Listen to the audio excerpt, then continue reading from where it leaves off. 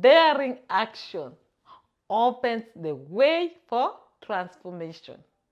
The canyon between worlds. Welcome to episode 34 of Success and Inner Growth. We took a long break contemplating doing some trials to test our assumptions. But now we are back like we never left with a new series. Picture this. There are two plateaus separated by a deep, steep canyon within a turbulent river rushing far below. On one side, you see a world of scarcity. People there get just enough to survive, and even that isn't always guaranteed. They receive what they urgently need, but their situation never really improves.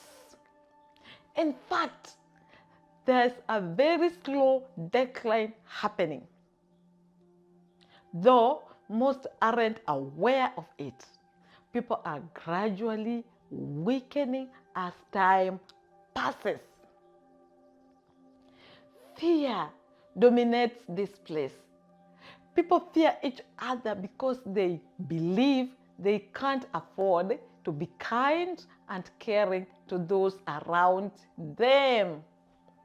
On the other side lies a completely different world, one of abundance. Fewer people live there, but they move with confidence, trusting they will always receive what they need for their next step. This confidence allows them to share what they have and support each other.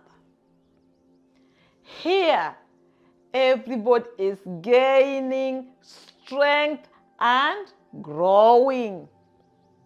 Happiness prevails. Now, this canyon isn't very wide. At a few spots, someone could even try to jump across. And people do try. But most of them fall into the river below. At this possible crossing points, there are guards and billboards with stern warnings. Danger!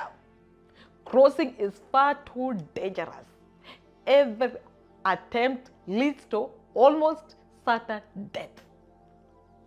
If someone lingers too long near these crossing spots or talks blah blah blah too often about jumping, they are declared mentally disturbed and suicidal.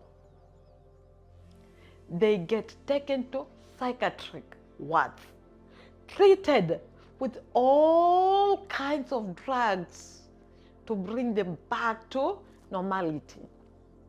But still, some people dare to jump toward that other world. Most who try to make it to other side only to slide down into the canyon, tumbling towards the river below. From the scarcity side, people scream, "I told you so! You deserve it!" They fret about the jumpers' stupidity, irresponsible behavior. People on the abundance side, they observe silently, often smiling. They know something the others don't. Down by that river, there are hidden paths. Challenging and difficulty, yes, but they lead up to their world. And they know there are guides down there people watching for few arrivals, ready to offer help to those willing to take up the challenges and grow. They appreciate those fallen jumpers because they understand these souls made a conscious choice to reject that life of scarcity and continuous fighting. The guides leads them along hidden routes, making sure nobody can observe from above where it is happening deep in the canyon. Here is the remarkable thing. Those who dared to reject that life of scarcity couldn't return to that old place even if a helicopter came to rescue them. They have changed too much, but their decision, that seemingly catastrophic action, gave them the strength and wisdom to find the hidden path and follow it slowly, moving into the world of abundance, growing along the way to become one of those confident, kind, and caring people on the other side. So, my dear, now let me ask you something. It might seem to be completely unrelated, but it isn't. Do you know how many experiments Thomas Edison conducted before he created a functioning light bulb? Over 1,000. Some say as many as 3,000 attempts. Can you imagine what people were saying about him during those experiments? There goes Edison again, wasting time and money on another crazy contraption. He's tried his hundreds of times already. When will he give up this foolishness? The man's obsessed. Someone should talk sense into him. Electric light? Ridiculous. We have perfectly good gas lamps. He's going to bankrupt himself with these world ideas. There are so many hungry people around here. He should give the money to them instead of wasting it on his pipe dreams. Picture the social pressure, the whispered conversation, the head shaking, the eye rolling, the well-meaning friends and family urging him to be realistic and practical.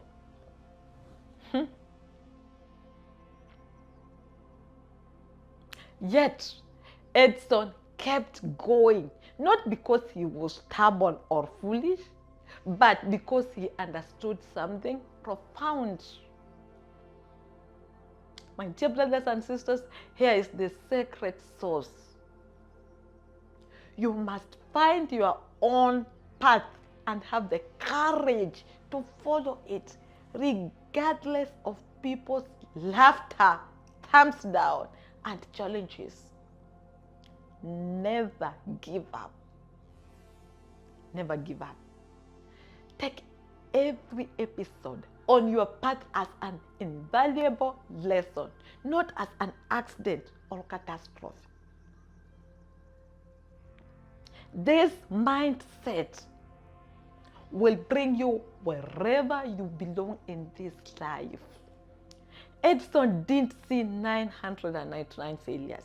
He didn't saw 999 ways that didn't work, each one bringing him closer to the way that would.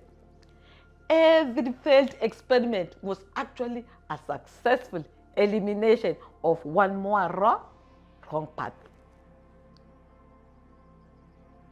The people who jumped towards abundance and fell into the canyon, they didn't fail either.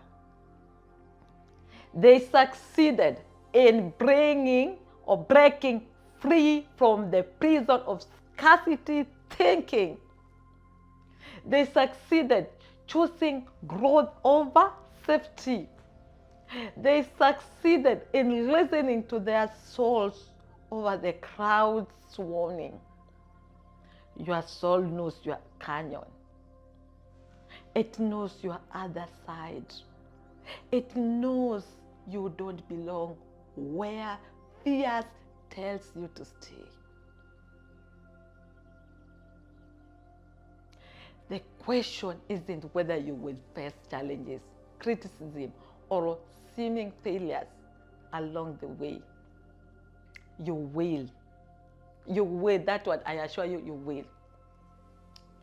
The question is, will you see the challenges and failures as Edson did, as the canyon jumpers did, as necessary steps on the path of where you truly belong? Question mark. Your transformation is calling. The path is there. Even when it's hidden, the guys are waiting, even when you can't see them. What will you choose?